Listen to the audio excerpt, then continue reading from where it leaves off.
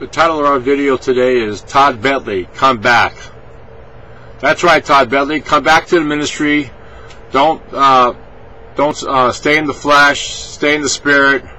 Drop these counselors like Rick Joyner and Bill Johnson. They're in the flesh. All right, so you dumped your wife or not? Perhaps she was a pain in the ass. I mean, where's this thing that says once you're married, you have to stay married? When I mean, what is that? Some pagan thing? When what is this, Catholicism wrapped in with charismatic renewal or so on? I don't see Bob Jones and all this making any denouncements of what Bentley did or didn't do when that, you know. And Bentley's basically in the in an area of miracles when that, which is an initial gift, power gift of the Holy Spirit, you know. And but sometimes these initial gifts when not sometimes have a certain measure of immaturity that's connected to it. And what does it say in something about, says he that desired an office of a bishop, let him not be a novice lest he be I don't know, caught up in the condemnation of the devil, he falls like that. I mean, so the guy divorces his wife on that. What is this? You know, what are we in the Dark Ages?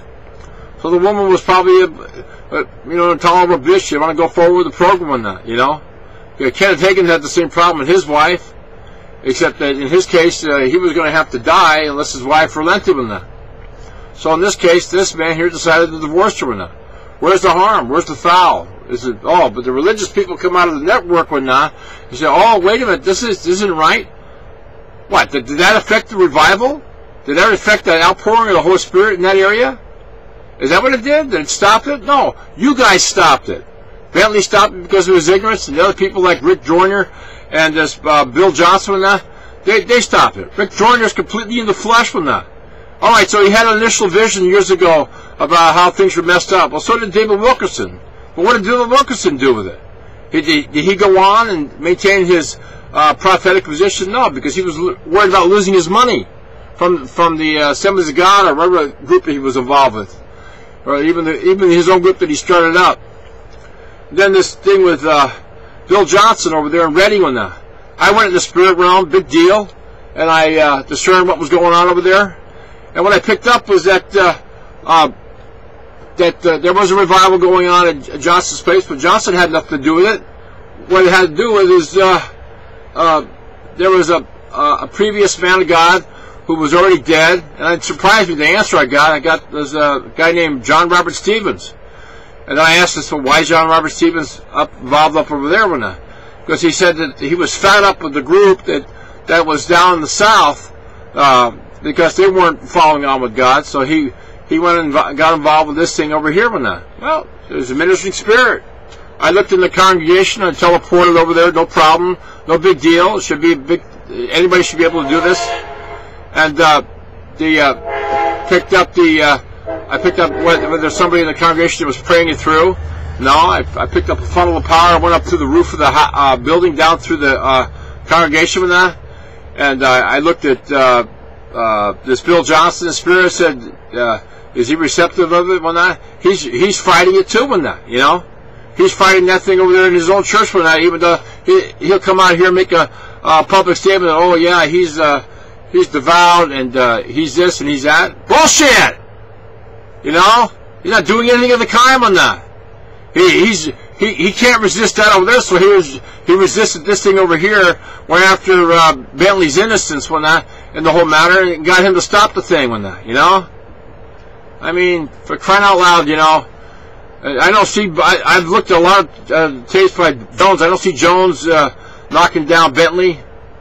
But then again, maybe in the case of Jones being an older ministry, it's not for him to do the thinking for his underlings when that. You know, they have to come to their own conclusions, and that's what Bentley did when that. So Bentley, go ahead, dump the wife, go back to the revival. The power's still there. Don't let yourself get swallowed up in the you know, meanderings of the flesh or the quote unquote the understanding of the Bible. You know, because when it's going down for real, the Bible's out the window. This is it happening on that. and whatever happens here will be written down, and others will draw from and say, oh, look what God did here, look what Bentley did there, and that was God, and confirmed, and this, that, and that thing and that. But to sit there and say, well, we gotta go through the Bible and we gotta check it out, I mean, that's goddamn insanity with that, you know? That's a crystal ball. Using the Bible like a crystal ball. So, oh, let's see this. Oh, yeah. Oh, this says don't get divorced from that. I mean, what, are you guys for real? Anyway, Todd Bentley, just pick yourself up, dust your shoulders off, your shoes off, and go back into the revival, and go ahead and do it with that. The question is this: maybe the people have an understanding that the power of God isn't there. The question is the power of God really gone? Is this an issue? Is this an Ishkabad thing when not? The power is departed, the presence is departed, or is it just something you decided that had to be departed? You can control it, and you can make it happen still. Anyway, that's my word on it. That's my understanding, and my understanding is based on spiritual prayer, figuring things out, plus, just common sense here. That's it.